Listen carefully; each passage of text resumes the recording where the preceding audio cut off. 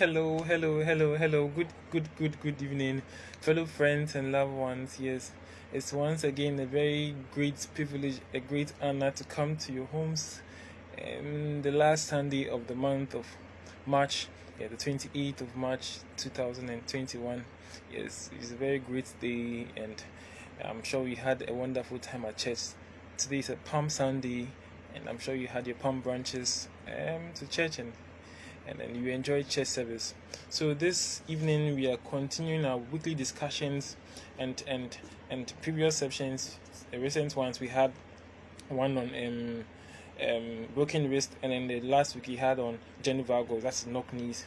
And this week, that is today, we are having a very wonderful one, a little bit extensive one, but I'm sure we enjoy it. We enjoy it very well. Okay, so without much ado, we begin the discussion. So outline is the definition of the condition, the introduction, the classification as categories, the causes, the mechanism, the statistics worldwide, the clinical presentation, the symptoms, how we distinguish from other diseases, other conditions, and how we diagnose this condition, and the prognosis, that is what we estimate in the near few days or near future. Then how we manage this both medically, physically, and then other treatment protocols. And then we look at some lifestyle modifications, to this condition. Then we bring the curtains to close. That's the topic to close. Okay, so what is today's topic? So today's topic is called Guillain-Barre Syndrome.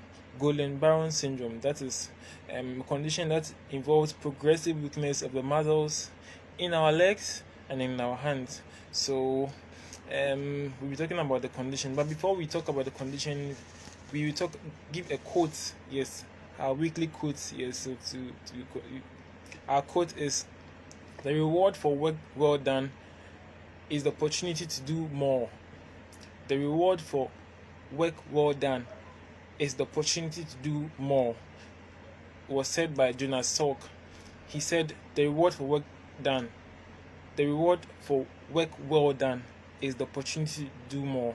So when you have opportunity to do more, it means you've done previously a very good work done. So let's ponder over this quote. And so this week's topic is Guillain-Barre Syndrome, or we say progressive muscle weakness, or a common name is called Laundry's palsy. Okay, so what is Guillain-Barre Syndrome? Guillain-Barre Syndrome. Okay, so it's a condition that involves the lower motor neuron that comes from our brain. So we have upper motor neuron in our brain, and we have lower motor neuron in our brain. So in this case, when the lower motor neuron is affected, so we'll see some pictures depicting what I'm talking about very soon. And when it's affected, it affects our hands and then our legs. And then sometimes we feel numbness in our fingers, our hands, and then in our legs we feel numbness, and it progresses to the fact that we can't walk well, and then also we can't handle things, or we can't grasp things very, very well. So then we begin to be bedridden, and then it could be worse where we could go to the ICU, and some could lose their lives, some also recover with treatment. Okay, so this condition has no specific pointed cause, but it's realized that by scientific studies and other scientists that it's an immune related disorder. That is, the body fights against itself. By the so many causes which we'll be talking about very soon. Okay, so it's an immune system disorder where the body attacks a part of the brain called the peripheral nervous system. The peripheral nervous system. So the brain in the head. So then put it in the head. We have something we call the brain, and then there's an attachment that goes from the head. That's where the brain is. Goes down, called the spinal cord.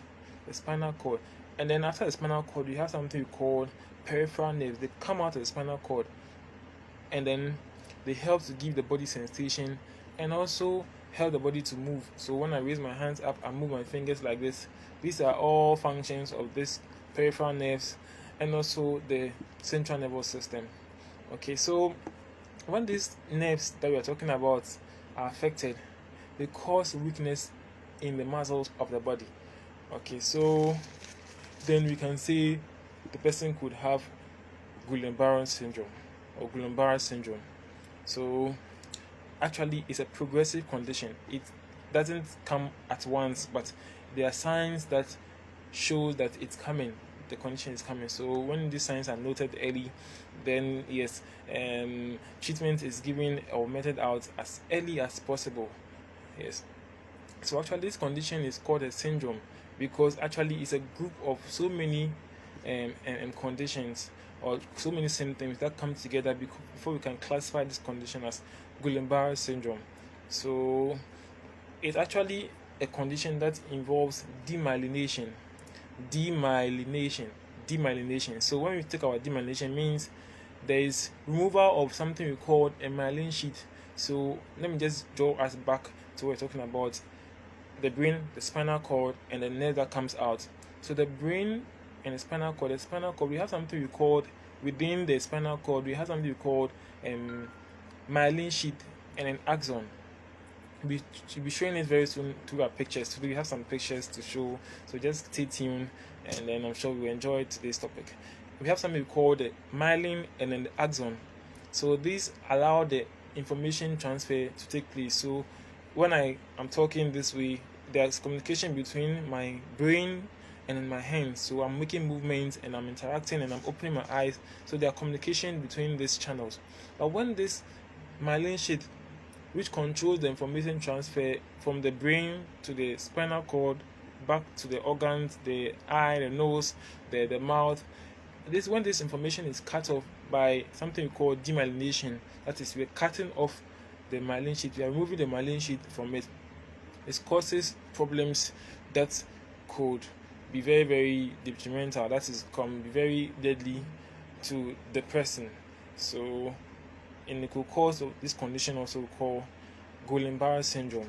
So we have two categories of this condition. We have the Aman, and then we have three types actually. We have the Aman, we have the Amsan, and then the Mila Fission syndrome. So the Aman is actually acute motor axonal neuropathy. When we say it's a big name, but it simply means that what we mentioned earlier on, the myelin sheath, the one that allows information to transfer from the brain to the spinal cord, into our hands, into our nose, when that information is cut off, it means that we can't be able to hold well, we can't even feel well, and more often even our legs, because even our legs are far away from the brain, it could affect our legs, and then this could prevent us from walking well and from carrying activities of daily living very effectively. We can't walk to school, we can't walk to work, and this is very, very serious. And the second one is called the Amsan, called the acute motor sensory axonal neuropathy. When we say sensory, it means it affects your sensation. You can't feel well, you have numbness, you have difficulty even in feeling things. Okay, and the third one is called the Mila Fission syndrome. That's the type of Guillain-Barre syndrome, and as well, it's a rare type of this condition. And then we have various degrees of this type per where you come from geographically, but according to research, it's stated that this type is mainly 1 to 5% of the whole type of Guillain-Barre syndrome. So it's very few people, very rare of this type of Guillain-Barre syndrome. That's the Mila Fission syndrome. Okay, and these cases actually doesn't affect those in Africa. It affects mainly the Western countries, those who are in America, Europe. This could also be related to sunlight, yes, because this myelin sheath requires sunlight for them to be very active. So it's related, and so it's also stated that about 19% of people in Taiwan and then 25% of people in Japan have this condition. And so you realize that these cases also, we have very less sunlight there. And so what causes this condition called Guillain-Barre syndrome, one may ask? Actually considered as a post-infection. So when you're infected by a condition, you can have so many conditions we have something we call Zika virus. We'll be talking about very soon, Zika virus, and this will cause Guillain-Barre syndrome. And then there are also various infections we called Campylobacter jejunum infections. These are infections that affect our intestines.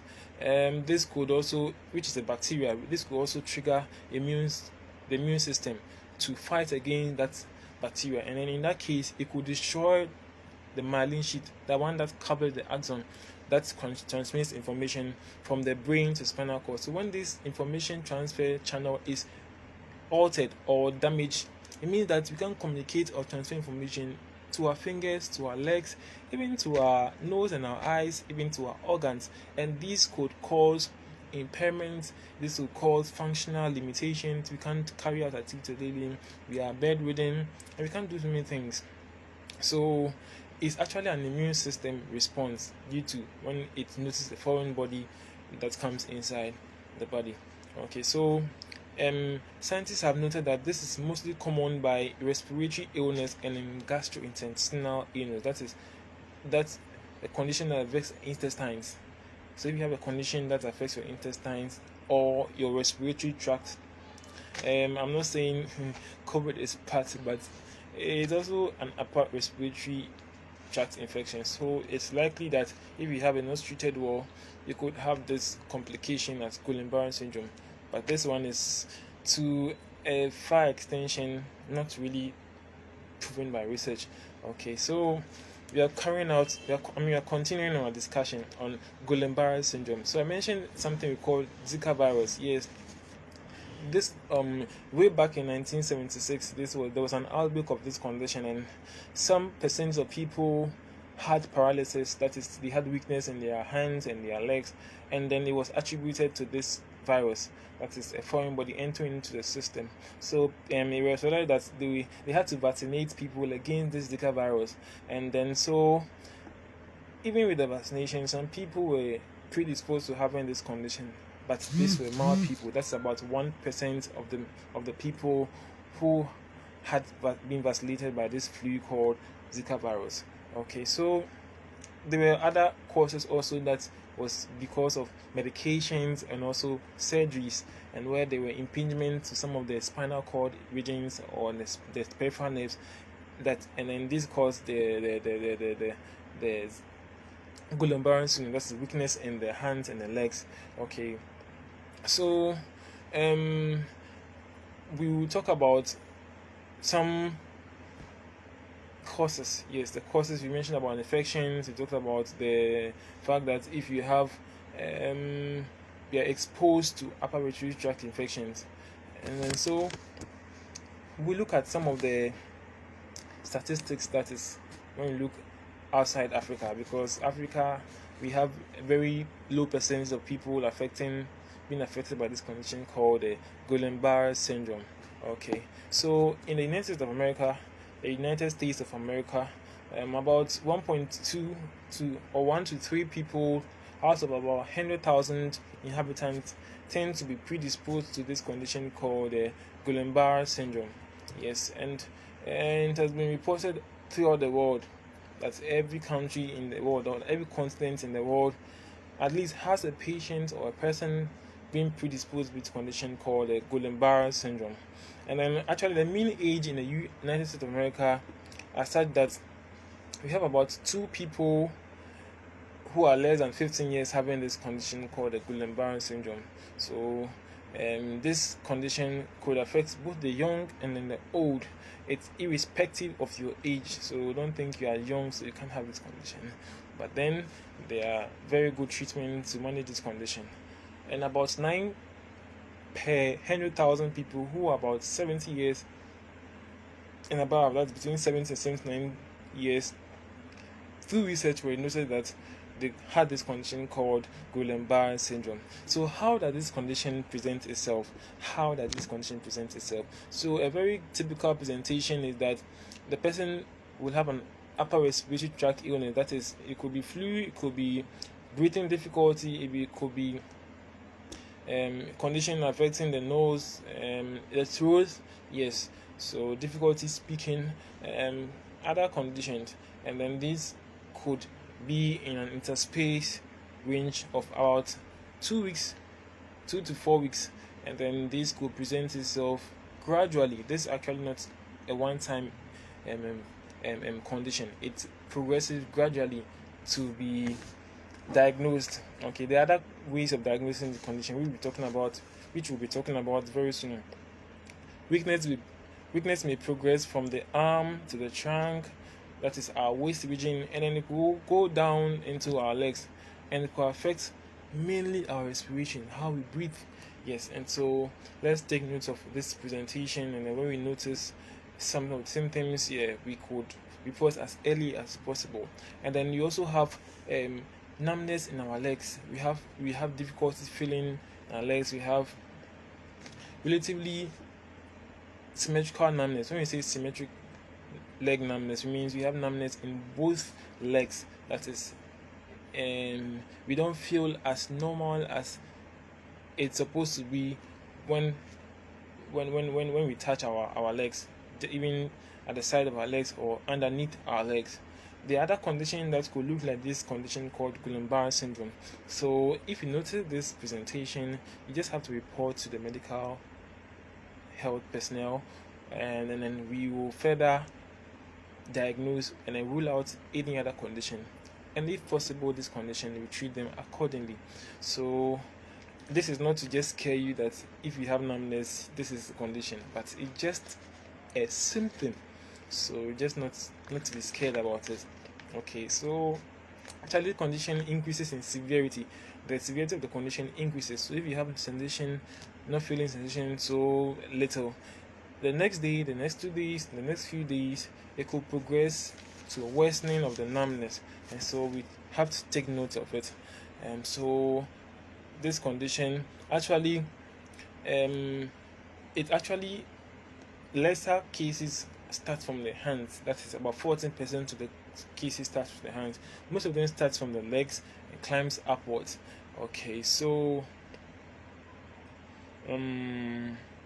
yes, and so it also affects something we call the cranial nerve. The cranial nerves, actually, they are nerves that also helps us to perform involuntary movements. So we have cranial nerve that are for the organs, that's also for our eye, for our ears, our nose, yes, even our speech.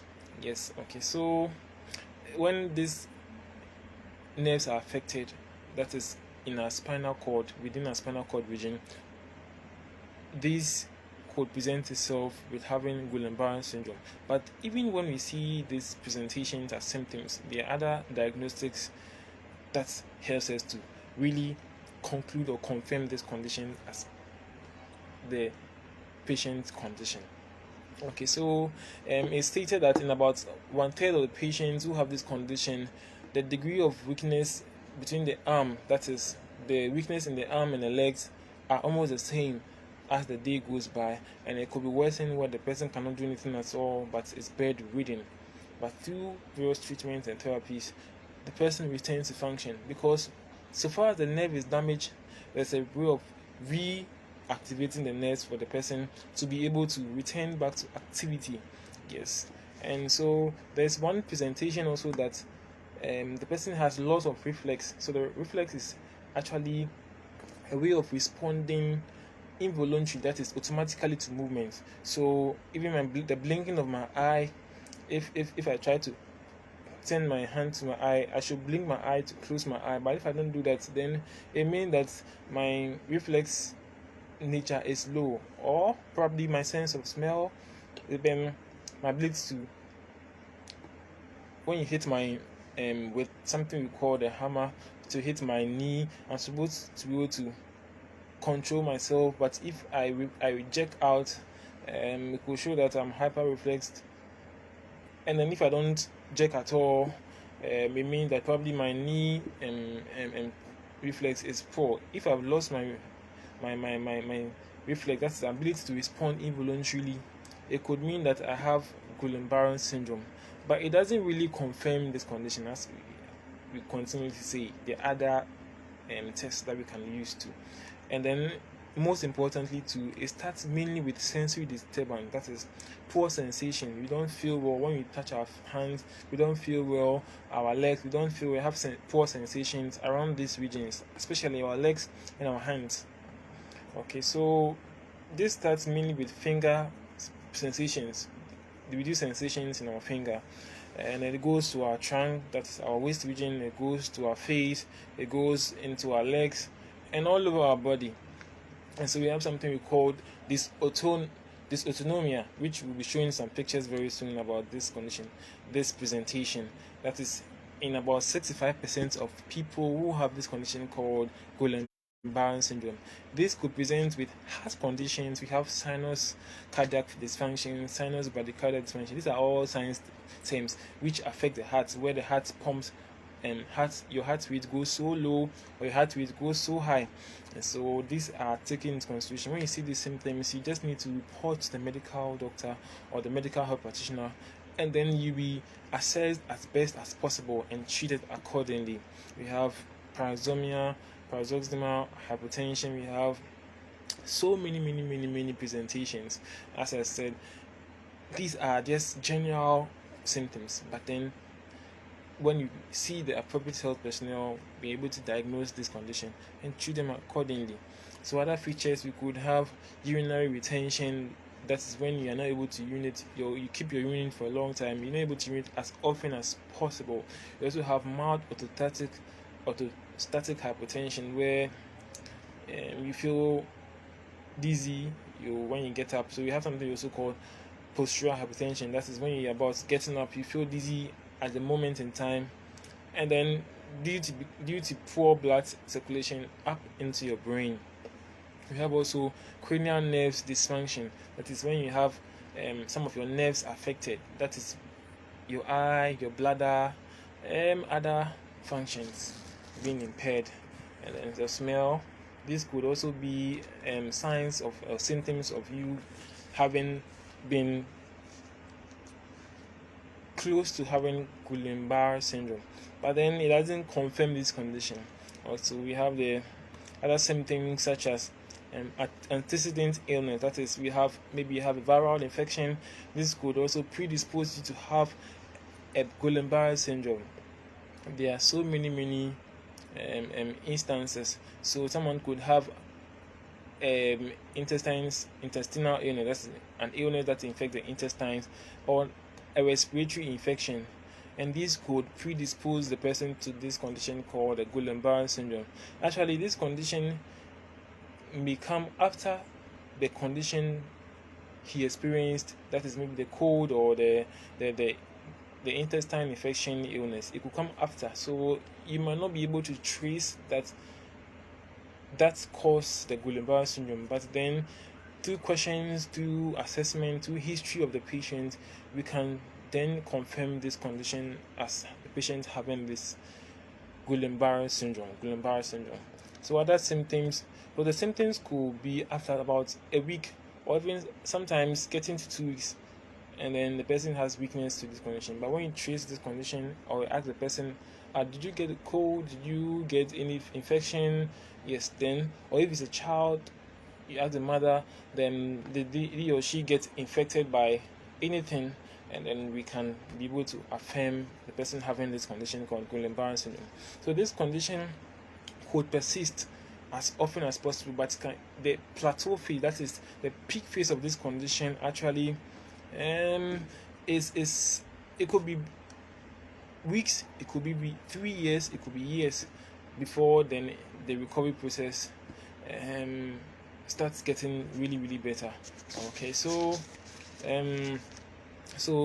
recovery process also, in some cases where there is very good nutrition, there's very good activity, that is therapy, it could start as early as 2 to 4 weeks after the condition. Yes, this condition could get as great as possible. The person can return to function even within 200 days. That's about close to 6 months or about 7 months. So the person could return to function as best as possible, like nothing happened before. And some people will also deteriorate, and they are able to get as as about 30% of their function intact.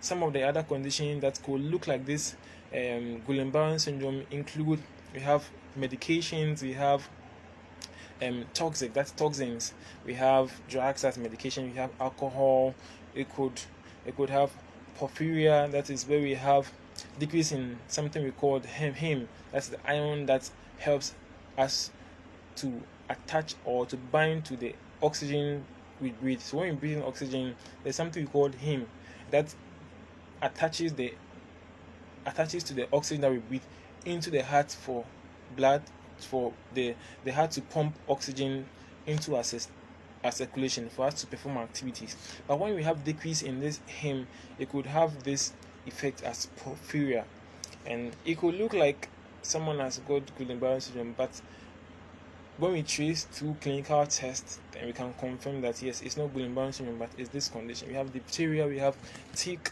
paralysis, we have botulism, we have so many conditions. We have basilar artery occlusion. These are all scientific terms, but then when you come to the medical doctor, we are going to rule out all these things and then confirm as Guillain-Barre syndrome. So now the most important thing, how do we diagnose this condition as Guillain-Barre syndrome? We have something we call the cerebrospinal fluid investigation. So we are going to check whether there's a fluid in your spinal cord region called the cerebrospinal fluid. This helps to lubricate the region around the spinal cord. When we take this fluid from the body through something we call a lumbar puncture, and we have about 50 million of something we call lymphocytes or more lymphocytes, then we can say the person has Guillain-Barre syndrome. That is also a contributing diagnosis. Also, we can go through something we call electrophysiological studies. That is, we use a machine to determine how functional your muscles are and how strong they are. We also have something we call the nerve conduction studies. We have the electromyography to check how active your muscles are.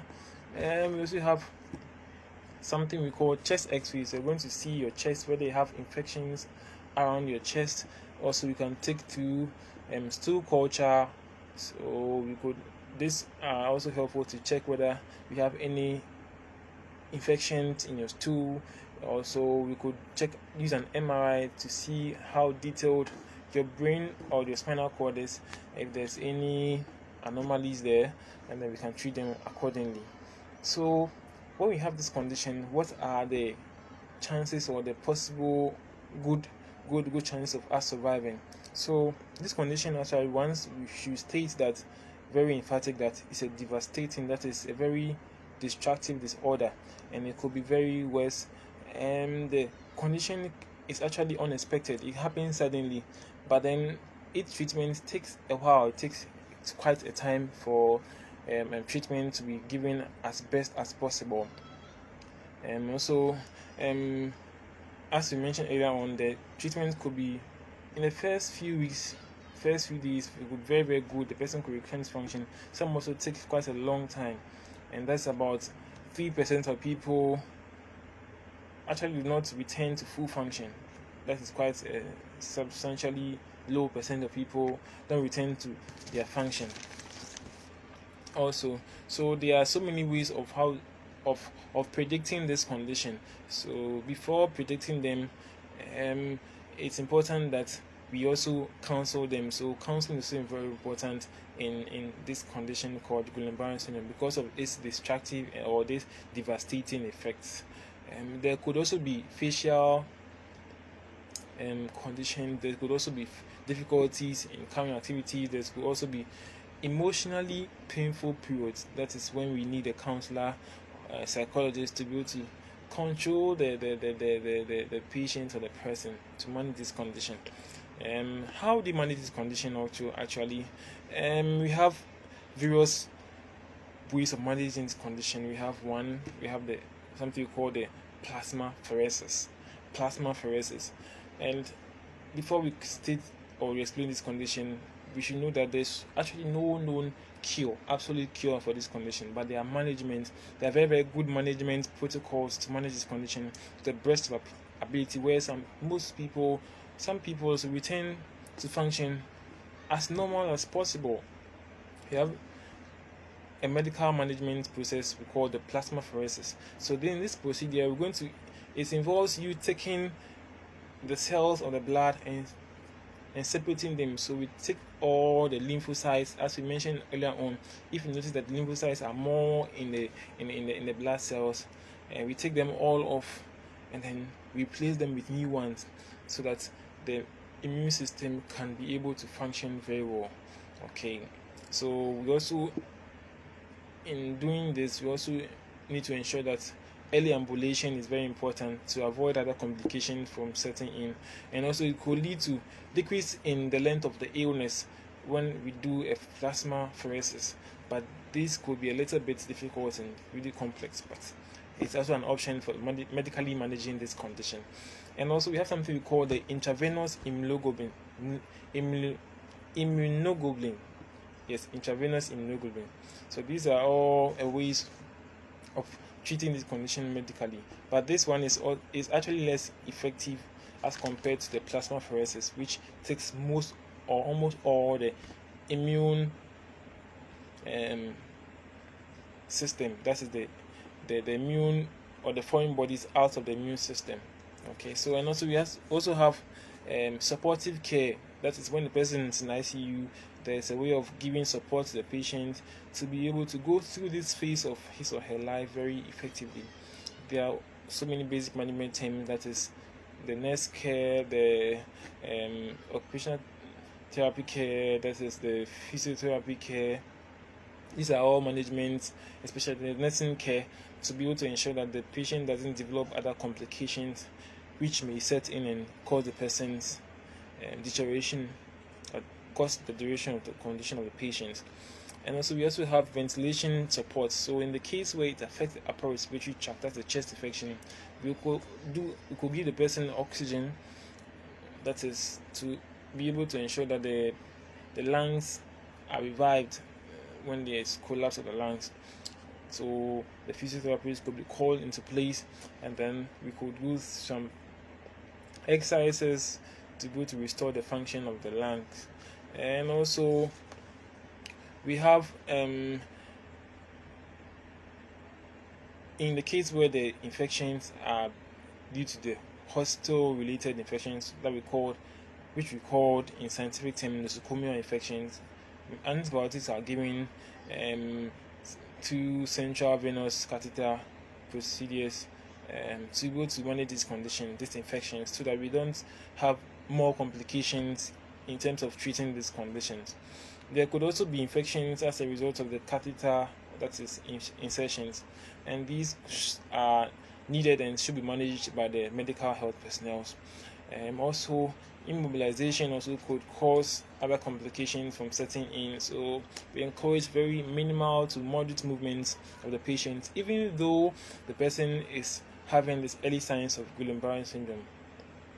So in the physical therapy management, we are responsible for ensuring that the patient regains independence, that is able to do everything on his own, bath, cook, do everything on his own, also to return to normal function, and also improve the person's posture, the resisting posture, how to get up, the transfers, how to write, how to do other things, and also to maintain a clear pathway, that is clear airway. So if the person is not able to breathe well, you can hear noises as the person is breathing, that is hoarse noises. There are other treatments that we have to be able to manage this condition, as we could have a chest, basing of the chest. We could also do deep breathing exercise. We could also use something we call the incentives parameter to be able to ensure that the person is able to breathe very, very, very well. Also, we could also have functional exercises, that is probably writing, probably eating, combing the hair, so many exercises that the patient could do with when this condition is diagnosed, and then with time he is able to return to function as best as possible. Also, we are supposed to prevent bed sores on the patient, and so we ensure that, and then we collaborate with the nurses and then ensure that there is regular training of the patient to avoid bed sores or pressure sores, to be specific. Okay, also we also want to ensure that there is effective peripheral circulation, that is the sensation, the skin, the region just beneath the skin has enough blood circulation, and this could also ensure that there is very good function of the peripheral system. Also, we also ensure that there is effective breathing. So even the line of the patient shouldn't lie on the tummy, which is a very bad thing. There's no case where the patient lies on the tummy, because breathing will be very much impaired and difficult to lie on the back and lie on the side, either on the right side or on the left side, is intermittently or done, so that at least prevents bed sores and also to allow good breathing procedures. If this is not done, there are other complications that could result. We could have certain condition we call the chronic obstructive pulmonary disease. We talked about in our previous presentations, one of the presentations called the bronchitis. Yes, we could have a complications as that. If you don't know about bronchitis, you can just go on Facebook and then check on our page, and then I'm sure you have the discussion to watch and to listen to. Okay, and there could also be something we call chronic intubation, and then this means there could be difficulty in the passage of air through the airway, which could cause something called tracheitis, that is infection of the trachea. Okay, there's also be sleeping difficulty because of this condition called Guillain-Barre Syndrome. So we mentioned earlier on that when the person has a chest infection, there could also be exercises such as massage, that is, there could also be cupping to be able to ensure that there is good drainage of the fluid in the chest region. One thing and very important thing is that if the person smokes, it's very important to advise the person to stop smoking, because smoking is very much a risk factor to increase the likelihood of having other complications, other chest complications, and these should be managed very well without smoking. So no smoking. Okay, so we also have posterior draining, that is positioning the person in such a way that the lungs could drain the fluid back into the bloodstream. So these are all done by physical therapists. Okay, so these are some of the exercises. Also, we could also do effective cough techniques. So if there's difficulty in breathing, we could do exercises such as breathing exercises.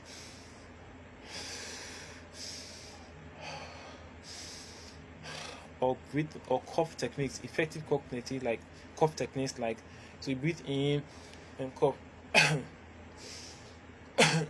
Yeah, so these are all exercises that the physical therapist goes through with the patients to ensure that there is good breathing of the patients. And also we have something we call passive range of motion exercise, that is when we move the hands and the fingers of the patient to ensure that there's good circulation, and then we are able to activate the nerves around the hands, around the shoulders, around the legs region to return the patients to function. Okay, so aside that, when we notice that the patient has difficulty in movement and the patient could have foot drop, which we've talked about in the previous slides, our previous presentation, we can also go on to for a foot drop. We could do orthotics, that is shoes, to be able to control the movement of the patient, and these are very important, and this help the patient to return to function as early as possible. Okay, so how do you prevent this condition called the Guillain-Barre Syndrome? So actually we don't really have a specific way of preventing this condition, because this is an immune system. The body attacks itself by infections. So the only thing that we also have to keep our environment clean. We avoid living in very filthy environments, and also we check our environment very well, that is very clean. Wherever we go, we ensure that there's very good sanitation, and then we can minimize the risk of infection. Okay, so aside that, if the person has weakness, as physical therapists, we use a machine we call TENS or an EMS, and then we do some massages to be able to increase the function or the strength of the muscles. And also we very importantly, explain the condition of the patient, explain the condition to the patient, so that the patient can be able to understand and appreciate and then cooperate with the therapy. And also we assure the patient that the patient or the person will return to function and do everything as normal as before.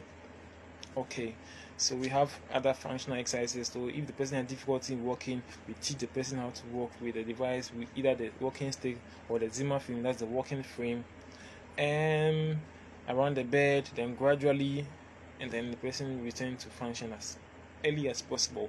Also, we have a technique called the Pnf Technique, or the Peripheral Nociceptive Function Technique, and Facilitator Approach Technique. And this helps also to increase the tendency of the person to return to function as early as possible. Okay, so I'm sure you've learned a lot about this condition. You've heard a lot, and so just let's look at some of the pictures pertaining to this condition, and then we will draw the curtains to a close on this condition.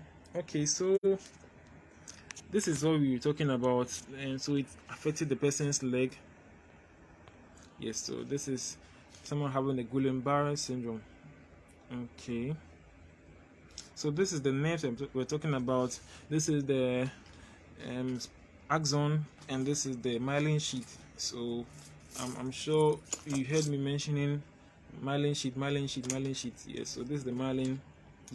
That is it. Yes, so this is the axon. Then the information is transmitted across here.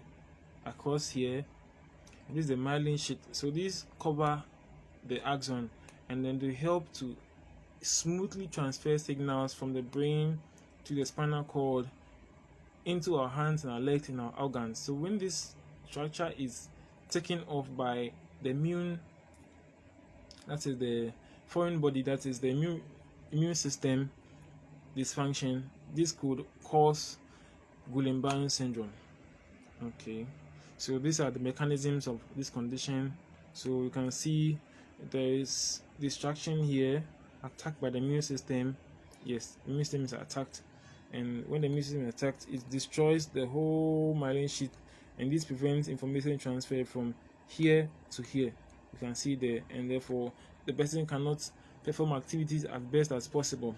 But there's one great thing that God has done, we call remyelination, where the nerves are able to join again, the myelin sheath is able to grow again, and then we could have normal function. So we could have difficulty getting up, even difficulty raising the legs. So you can see this is what I was talking about, the cranial nerve dysfunction. So when you use the hammer to hit the person's knee, the person is not able to raise the leg, and this could mean there's poor reflex response. Okay, so these are all how this condition is generally described. So this is the normal myelin sheath, this is the destroyed one, and so when it is destroyed here, there's poor information transferred to this side, and this could cause difficulty in performing activities, and even it could affect our internal organs. Okay, so you can see the child, this is a newborn child, and this is the sister lying down being affected by the condition called Guillain-Barre Syndrome. She's under ventilator, you can see that there, and an NG tube. This is an NG tube where she feeds on, because the immune system has been attacked. Okay, so this is an animation of this condition. Okay, so could also be, this is, as we mentioned earlier, in 1976, the Zika virus that attacked them. So it was mainly from the mosquito, where it was transmitted from a monkey. For the monkey, it's a mosquito, and it went to a human being. And so scientists tried to manage it, and then they were vaccination to curb this condition. And fortunately, the vaccination worked, and then the fluid or the Zika virus was cut off from the world. Okay, so these are the statistics in the United States of America, how much is spent on the disease. So this is what affects the nerves affected, the myelin sheath affected. Okay, so this is a cartoon of the condition. Okay, So these are the infections, the bacterial infection, the viral infections of this condition called the Guillain-Barre Syndrome. Okay, so I'm sure we are on the right track. Yes. So this is what we mentioned earlier on, that this autonomia of this condition. So we have the brain affected, there's migraine, there's vertigo, there's the mouth affected, there's eye affected, the skin, the heart, the blood vessel, the immune cells, the bladder, the stomach, the intestine, the gallbladder. So these organs are all affected when someone has the Guillain-Barre syndrome. Okay, so before we continue, just let's go back again. You can see the person having this condition is not able to stand well, so the physical therapist come into place to increase the strength of the leg, and then we go through exercises to strengthen the legs. Okay, so you can see physical therapy being undergone. Okay. All right. Okay. So what a wonderful time. Yes, I'm sure we've learned a lot, really a lot, and then we will be in a very good position to explain to someone in a very short time what this condition is called, Guillain-Barre syndrome. It affects our hands and our legs, where we can't feel well, and it could affect our movement. There's very good prognosis that the person is able to retain function with early treatment. Okay, so I thank you very much for your time. May the good Lord be with us all.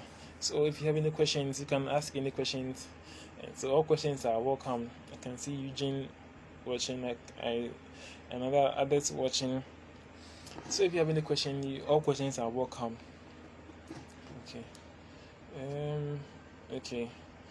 So I assume we all have got this topic well understood. So without any further questions, we'll go on to our next topic for the month of April. So next week is the 4th of April. Yes, we'll be talking about a very important topic, a very interesting one, and I would like you all to share the flyers across board, and let's all participate in the discussion.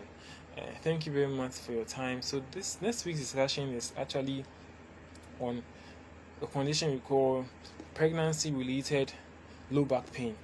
Pregnancy-related low back pain. So I'm sure we all enjoy this condition. And thank you very much, and have a blessed week. And see you in the month of April. May the good Lord be with us all. Have a wonderful evening and good night. Take care. Bye.